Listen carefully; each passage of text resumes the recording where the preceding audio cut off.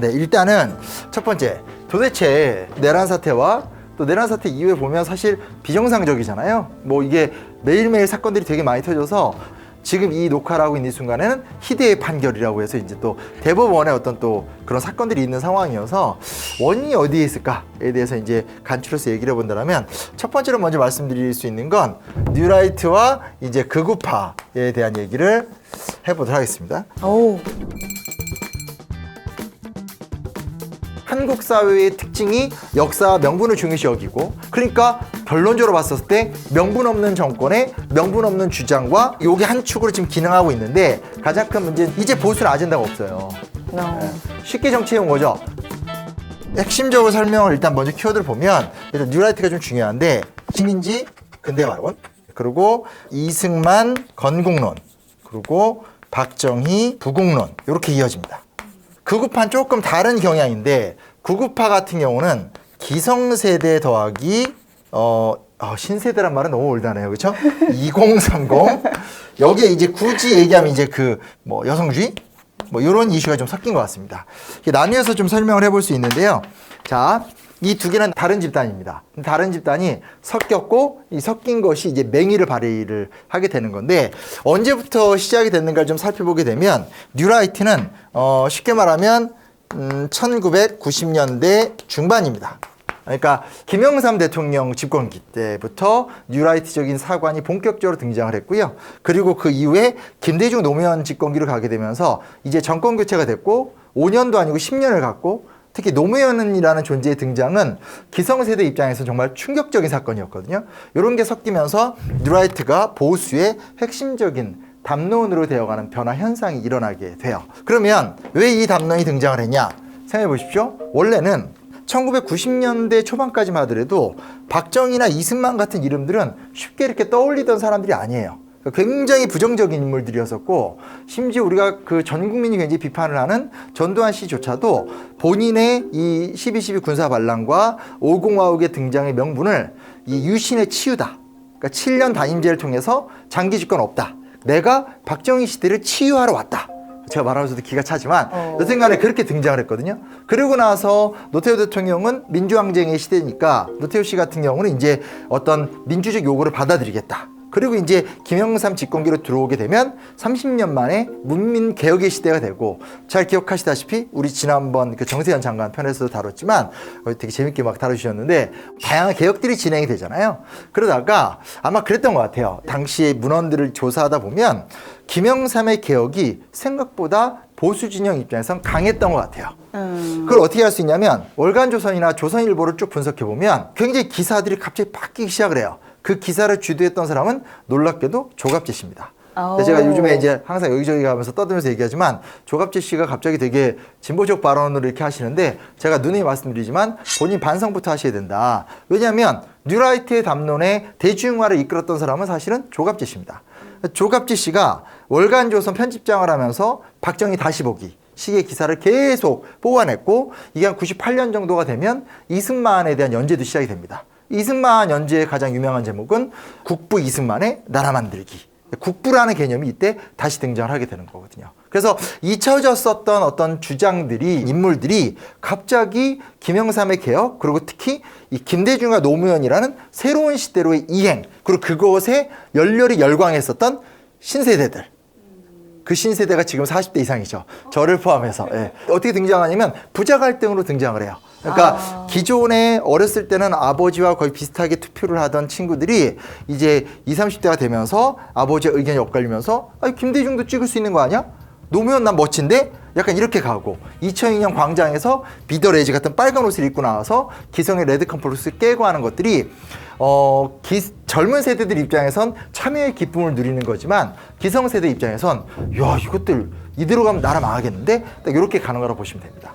지금이랑 뭔가 비슷한 것 같아요. 그렇죠. 그러니까 이게 되게 시대가 빨리빨리 바뀌어요. 그래서 그 과정 속에서 소위 말하는 통계 경제사학자들, 그러니까 통계라는 지표를 활용해서 역사를 다시 해석해야 된다고 하는 이제 이영훈 교수라든지 김낙년, 뭐 이유연 등등등의 학자들이 등장을 하고, 공교롭게 그분들은 또 되게 권력력이 높으세요. 그 이후에 이번 정권과 박근혜 정권 때 대부분 정부의 주요한 요직들을 다 차지합니다. 그 외에도 뭐 이배용 교수라든지 이인호 교수라든지 굉장히 많은 소위 말하는 한때의 진보적인 교수들이 그 진보성을 반대로 쫙 바꿔가면서 보수의 이론을 만들게 되는 게 뉴라이트라고 보시면 돼요. 너무 재밌어요. 이해가 쏙쏙 됩니다.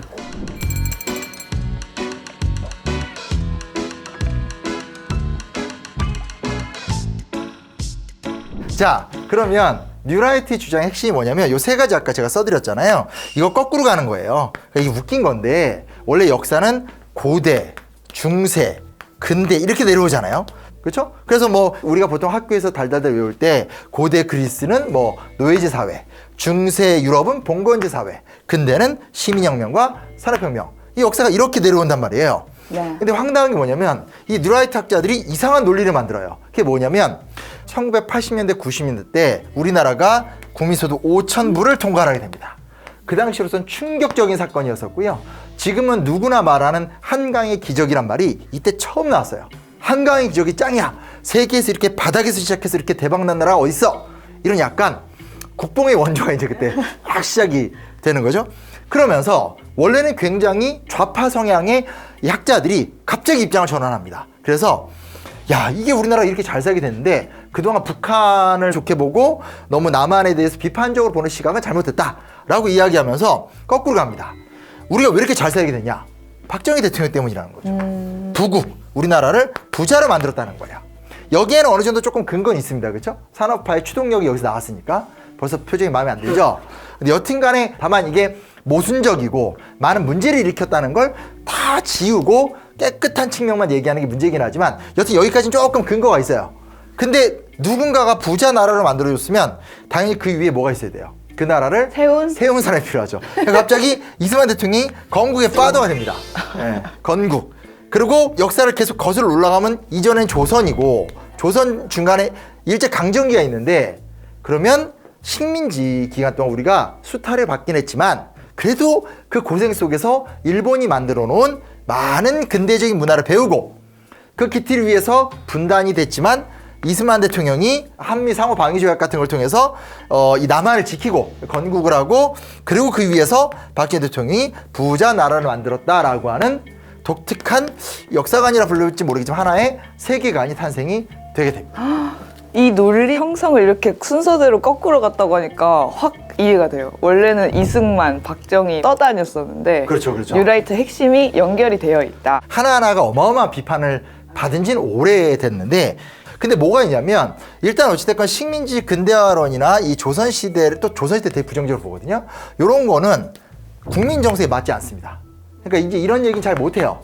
대신에 이런 거는 주로 유튜브나 댓글러들 이런 사람들이 어떻게 해서라도 조선을 막 무시하고 망신을 주고 일본을 미화하고 정진석 비서실장, 김문수 대선 후보 네, 그런 분들이 막 공부하라고 거꾸로 이야기하고 그래서 안 쳐다가 가르쳐 드리고 싶은데 들으실 의사가 없으시기 때문에 사실 보십시오.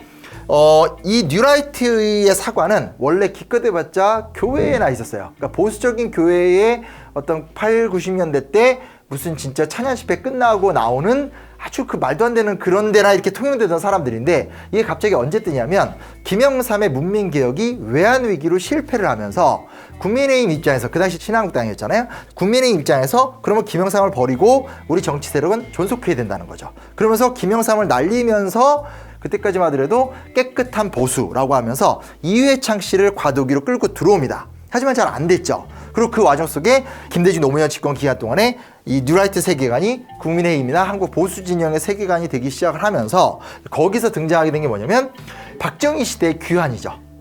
그 다음 대통령이 누굽니까? 이명박, 박근혜죠. 이명박 대통령은 현대건설 사장이자 회장으로서 그분과 함께 이 소위 말하는 산업화를 주도했던 분이고 박근혜 대통령은 그분의 사실상 유일한 혈육으로 인정받는 분이죠. 그 어떤 박정희 신화를 통해서 보수의 재집권이 가능했던 겁니다. 근데 그 결론이 처참하죠. 이명박 집권 기간 동안 특별하게 과거 산업화 시대처럼 경제가 성장한 것도 없고, 그리고 박근혜 정권은 탄핵으로 종말이 됐기 때문에 박정희 부국론이라는 게 정치적 아젠다로 별로 기능을 못하게 되는 거예요. 그럼 이제 남은 게 뭐죠? 이럴 때 빨간 펜이 필요한데, 참 답답합니다. 이게, 이거 학원에서 이게 색펜 3가지 있는 거 다 이유가 있어요. 네. 자, 2개를 같이, 이런 거 진짜 안 해봐가지고, 남은 게 이승만밖에 없는 거예요. 그러니까 뭔가 한국 사람들은 명분을 중요시 여기고, 꼭 한국 사람이 아니더라도 인간의 존재의 특징 자체가 과거로부터 현재에 대한 당위성을 인정받고 싶거든요. 그러다 보니까 이제 이승만을 윤석열 정권 때 끌어들여올 수밖에 없고, 근데 여기는 정말 아무것도 없는 텅 빈 공간이거든요. 이승만에 대한 환상이 이게 입증되는 게 없어요. 그러니까 쉽게 말하면 만들어낸 조작된 신화에 가까운 거죠. 이승만 고군군 농지기억이나 한미상호 방위조약 얘기 말고는 아무 얘기도 없잖아요. 근데 농지기억 이승만 혼자 했나요? 그 시대의 일반적인 시대 정신이었고, 한미상호 방위조약 이건 사실 6.25 전쟁의 특수성의 필연적 결과물이기 때문에 이게 너무 설득력이 없죠. 그러니까 결론적으로 봤을 때 명분 없는 정권의 명분 없는 주장과 그 과정 속에서 2년 반간의 어떤 이런 실정이 이어지면서 딱 터졌죠. 여튼간에 해서 요게 한 축으로 지금 기능하고 있는데, 가장 큰 문제는 이제 보수는 아젠다가 없어요. No. 쉽게 정치해온 거죠. 김영삼의 개혁이 실패? 야, 김영삼 버려. 노태우, 야, 저기 정치자금 노태우 버려. 이런 식으로 계속 왔기 때문에 앞으로 그러면 이 국민의힘과 한국의 소위 보수라고 하는 사람들의 미래적 아젠다는 무엇일까? 이게 없어요. 냉정히 말할 수 있어요. 근데 어찌됐건 한국 사회의 특징이 역사와 명분을 중요시 여기고, 또 반대편에서는 인간 자체가 과거로부터 현재의 당위성을 받는다라는 독특한 인간 현상이라는 게 있는데, 그게 거세가 된 거죠. 근데 그 지점에서 우리가 굉장히 우려해야 될 게 바로 극우파의 등장입니다. 극우파의 등장. 주장이 굉장히 무리가 많기 때문에 기성세대들이 계속 말을 만들기 시작하죠. 자기적인 역사인식이라는 게 굉장히 기성세대들 사이에 많았고, 그게 이제 요즘에도 보면 뭐 이재명을 둘러싼 갈등이 되게 심하지만 사실은 계속 반복되어 왔었죠. 예전에 김대중 대통령이 대통령 선거 출마할 때 뭐라고 그랬는데요. 나를 둘러싼 유언비어가 그걸 다 종이로 만들면 1억 장이 넘을 것이다. 노무현 대통령 같은 경우는 저도 이제 생생하게 그때부터 기억할 나이지만 손석희 씨랑 같이 나왔었던 백분 토론에서 굉장히 합리적인 대화를 나누고, 굉장히 뭐 이렇게 누구나 이해하기 쉬운 좋은 얘기를 나눴거든요. 근데 그거 유명하잖아요. 그 다음날 이렇게 왜곡하는 거. 그러면서 노무현 대통령의 모든 말을 다 잘못된 개혁 공무원을 양성하겠다, 그런 공직사회를 개혁하겠다는 주장이었는데, 그러면 기존의 공무원들은 다 개혁 대상이란 말이야, 공무원 비하한다, 이런 식의 언론의 공격들, 그런 모욕들이 계속 진행이 되면서 기성세대는 사실은 민주화 이후에 김영삼 집권 초반기까지는 시대의 흐름을 따라왔는지 모르겠지만, 그 이후에 이명박, 박근혜, 윤석열로 오면서 굉장히 소위 말하는 시대적 설득력 자체를 잃었죠.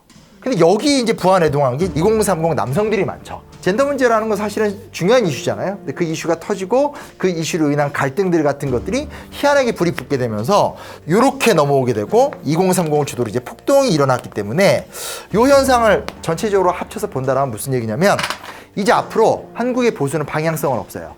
하지만 세력은 존재하죠.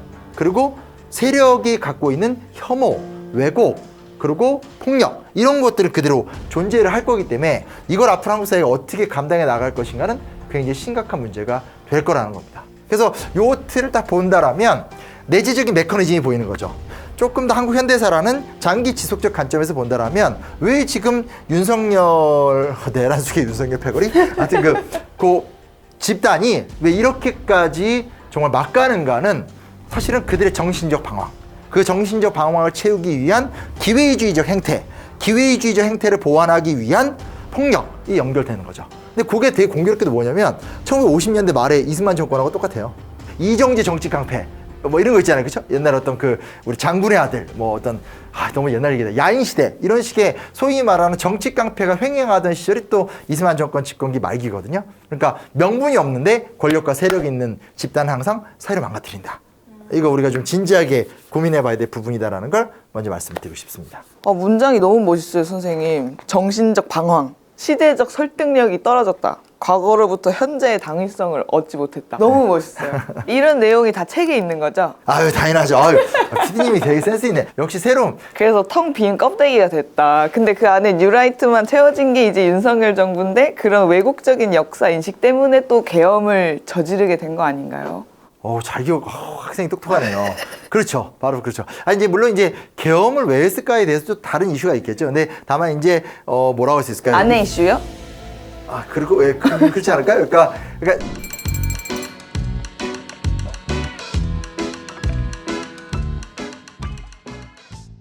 나가도 되나? 세상에 제일 싫은 게 그런 자식들이야, 진짜. 자칫하면 조선 후기처럼 될 수 있거든요. 저 지칠 때마다 그 생각해요.